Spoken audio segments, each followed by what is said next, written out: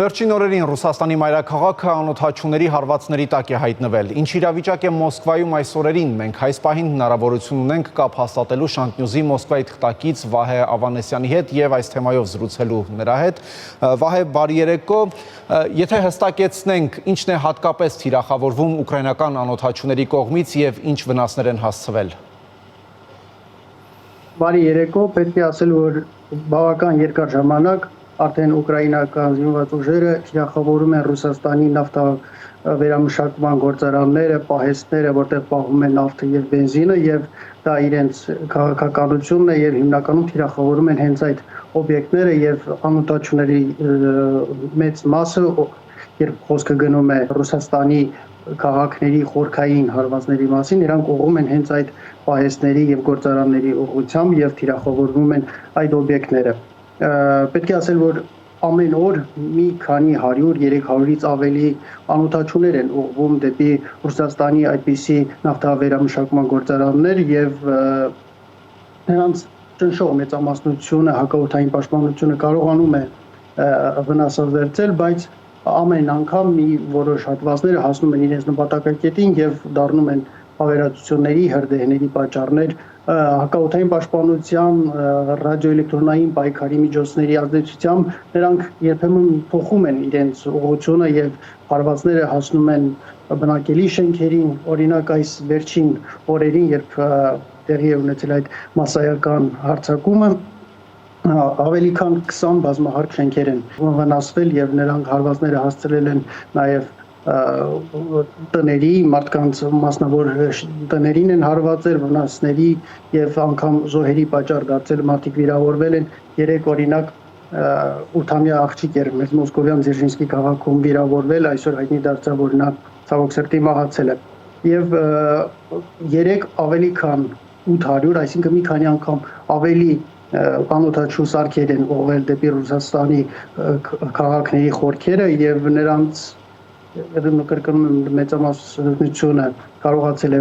վնասազերծել ռուսական զինված ուժերը, բայց մի քանի տասնյակը հասել են իրենց նպատակներին, մեծ մոսկովյան մի քանի նավթամշակման գործարաններ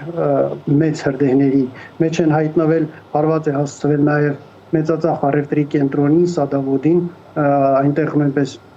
լուրջ վնասներ են հասցվել եւ այդ հրդեհի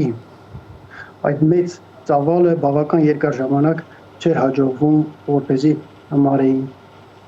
Վահե, նշեցիր, որ հարձակման է ենթարկվել նաև Սադովոդ շուկան, այն ուղիղ կապակցված է ադրբեջանական համայնքի հետ։ Այո, իրավացի եք, այդ առևտրի կենտրոնը մեծածախ շուկա է, որը իրավահաջորդն է, այդպես ասենք, նախկինում Չերկիզովսկի շուկային, նախկին տերը այժմ փախուստի մեջ է, հիմա նոր շուկայի տերերը Ռուսաստանում գործող մեծ խոշոր գործարաններ Զարախիլի եւ Գոդնիսանումն են, նրանք ծննդով ադրբեջանցի են, թեև ազգությամբ հրեա են, բայց իրենք ամբողջովին ասոցացվում են ադրբեջանական լոբինգի հետ եւ նրանք ադրբեջանական շահերն են Ռուսաստանում առաջ տանում եւ նրանց է պատկանում այդ մեծածախ շուկան եւ նրանց է պատկանում նաեւ հայտնի Food City առևտրի կենտրոնը, որտեղ բանջարեղենի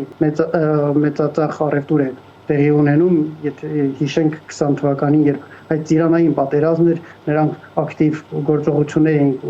կազմակերպում ծիրան արտահանող մեր հայրենակիցների դեմ։ Այն ժամանակ պետք է ասել, որ մեր համայնքը կարողացավ հաղթել նրանց եւ հայերը միահամուռ օգնության հասան հայ գյուղատնտեսներին։ Ինչևիցե այդ առևտրի կենտրոնում օրվա մեջ մի քանի տասնյակ միլիոն դոլարի առևտուր է տեղի ունենում եւ Ռուսաստանի տարբեր քաղաքներից վաղ առավոտյան ժամը 4-5-ի հատվածում գալիս են մեծածախ գնումներ անելու, որպեսզի տանեն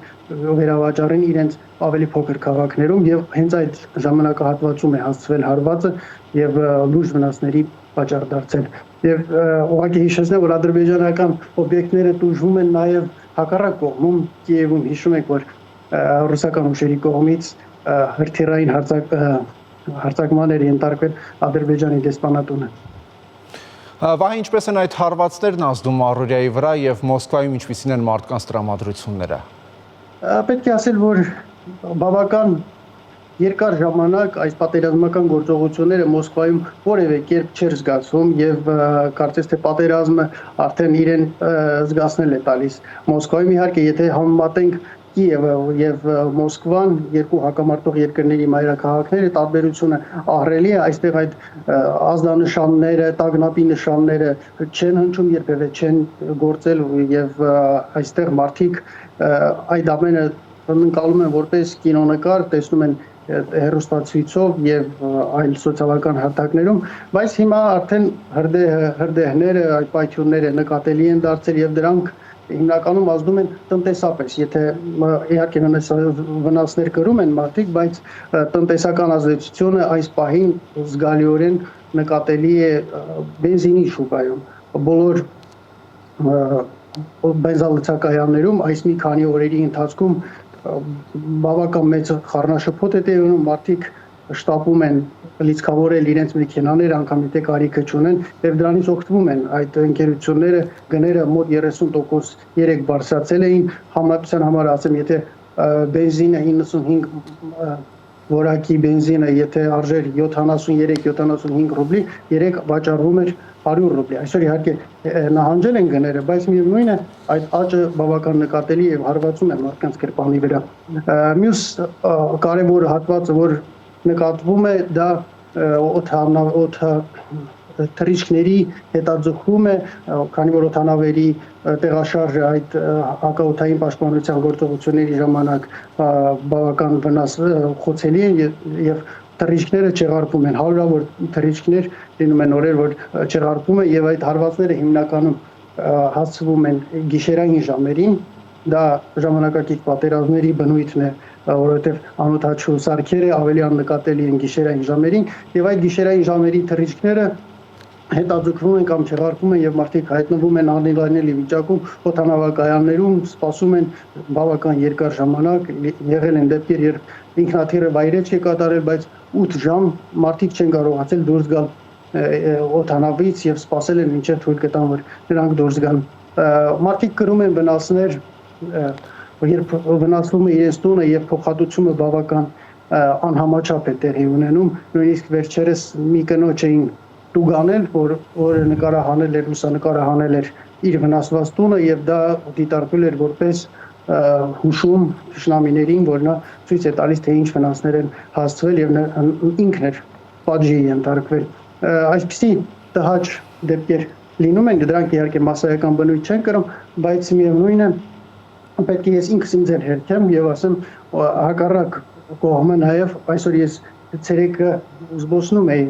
Մոսկվայի կենտրոնում եւ ոչ մի նշույլ այն մասին, որ պատերազմ է այս երկրում չկար, մարդիկ ուրախ, բացօթյա համերգներ, թատերական փառատոններ եւ զբոսնում են ոչ մեկի մոտ այդպիսի տագնապ չկա։ Մյուս կողմից տեսնում ես կադրերը, թե ինչպես են այն թաղամասերում, որտեղ հարվածն է տեղի ունեցել, ծուխի այդ շիթերը մեծ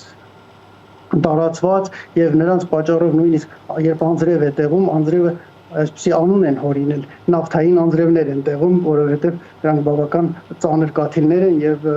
վնասակար են մարդկանց առողջության համար եւ այս հատվածում մարդկանց խորհուրդ են տալիս, եթե ձեր հարևանությամբ տեղի ունեցել այդպիսի պայթյուն, ավելի լավ է տնից դուրս չգալ եւ մնալ տանը։ Շնորհակալություն Վահե։ Ես հիշեցնեմ Մոսկվայից հաղորդում է Շանտ Նյուզի թղթակից Վահե Ավանեսյանը։